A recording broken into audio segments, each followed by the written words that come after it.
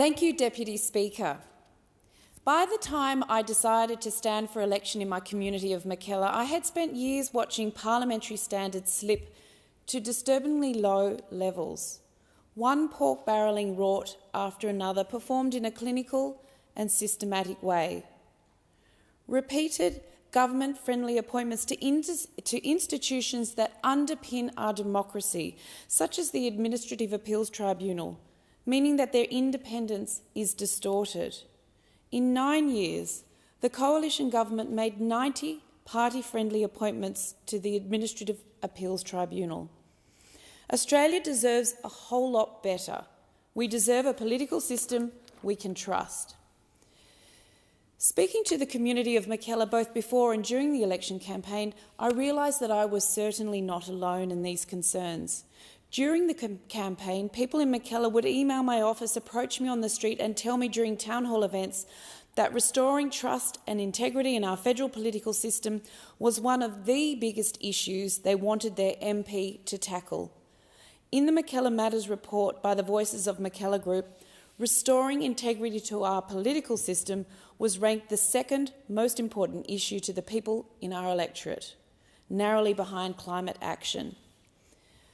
I came to realise that restoring integrity in our political system was actually the first step to achieving meaningful reform in other areas, that the scandals, the rorts, the unethical behaviour was an obstacle to progress and good long-term political decision-making. The evidence also shows that corruption is rising in Australia.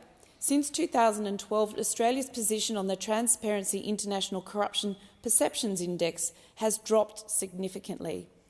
In 2012, we were ranked 7th in the world for the strength of our public sector to withstand corruption. A decade later, we are ranked 18th in the world, largely due to the failure of the previous government to implement a National Integrity Commission. The Labor government's introduction of this bill to establish a National Anti-Corruption Commission is definitely great progress and welcomed by ordinary Australians across the country.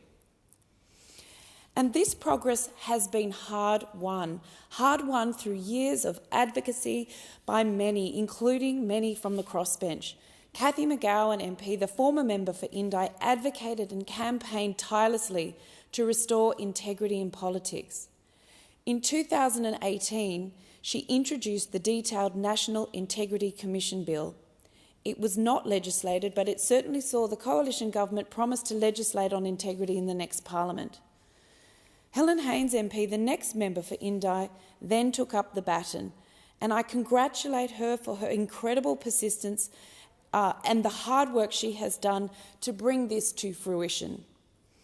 As we know, the coalition government failed to deliver on its promise of a National Integrity Commission in the 46th Parliament. This was despite Helen Haines's introduction of the Australia Federal Integrity Bill, which provided a gold standard model for an integrity commission. Helen and so many other community independents around the country, including myself, campaigned hard in this year's federal election and since to ensure a National Integrity Commission would be achieved in this parliament. So what does the government's National Anti-Corruption Commission Bill in 2022 promise? How will it restore integrity and trust in our political system and protect our democracy? As we've heard, the bill creates a National Anti-Corruption Commission to be led by a commissioner and up to 3 deputy commissioners. It will be overseen by a joint standing committee of the Parliament and an inspector, who will be empowered to require the Commission to provide information about its work. The Commission established by this bill will investigate and report on serious or systemic corruption in the Commonwealth public sector, refer evidence of criminal conduct for prosecution, and introduce education and preventative activity regarding corruption. These are all sensible objectives and long overdue. But are they enough? During my election campaign, I promised the people of Mackellar a federal anti-corruption commission, as we keep hearing, with teeth, one with considerable powers of investigation and with the independence and funding necessary to carry out its duties free from government input. This bill goes a long way towards that end, and I would like to express my deep gratitude to the Attorney-General and the Government on behalf of the Australian people for the consultative approach they have adopted in bringing this bill to Parliament and for adopting all 6 recommendations of the Joint Select Committee on National Anti-Corruption Commission legislation, in addition to the 3 recommendations of the Parliamentary Committee for Human Rights. I also commend the inclusion of the inspector role in the Parliamentary Committee, which will provide strong oversight of this National Anti-Corruption Commission. I remain of the view, however, that the bill could be amended in several key ways to ensure it meets the Australian community's high expectations. Firstly, it is critical that the Joint Parliamentary Committee, which is tasked with oversight of this commission, is robustly independent. To achieve this, it would be optimal if members of the government held fewer than half of the positions on the committee. In addition, I consider that having a non-government chair of the committee would bolster its independence. Secondly, I would like to see the bill contain stronger protections for whistleblowers. We heard just yesterday in this chamber the member for Clark detail whistleblower allegations in relation to coal exports, which reminded us just how important it is for whistleblowers to feel confident to come forward, that they will be protected from prosecution and personal harms. We have seen several other instances recently where the existing whistleblower protection laws have failed to protect whistleblowers. In July of this year, the Attorney-General ordered that the case against Bernard Collaery for unlawful disclosure of information be dropped. Our current legislation has failed to protect whistleblowers in that example and several others. Protection for people who seek to blow the whistle on conduct which has otherwise been suppressed is a critical part of ensuring integrity in our political and governmental systems. Thirdly, a National Integrity Commission could have an increased role to play in actively promoting integrity in politics and government. Deterring and investigating conduct is one side of the coin, but prevention is better than cure.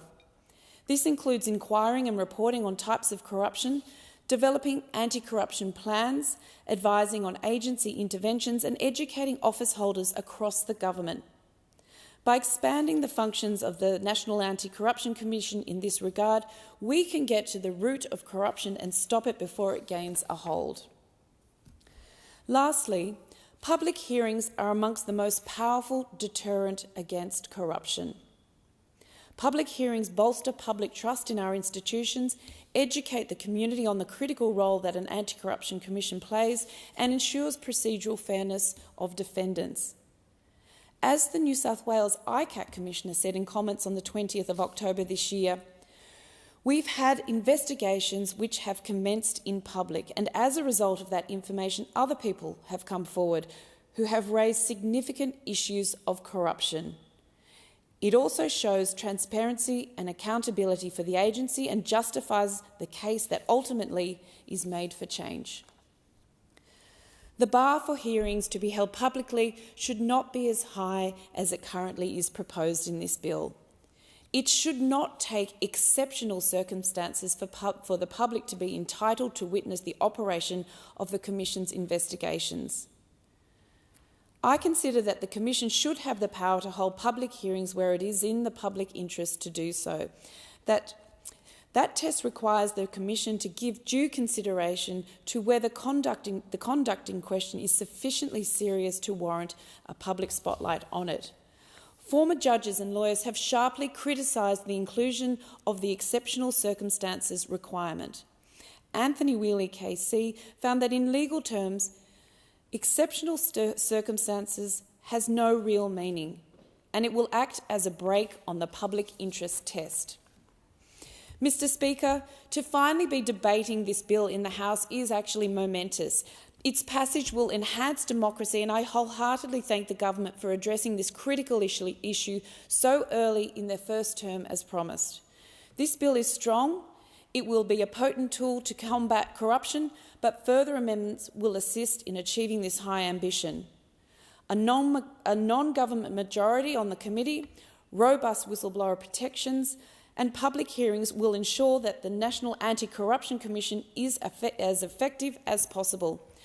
I thank the government, all transparency organisations, my fellow crossbench colleagues and former members of Parliament who have worked tirelessly towards this historic moment in our nation's political history. I commend this bill to the House.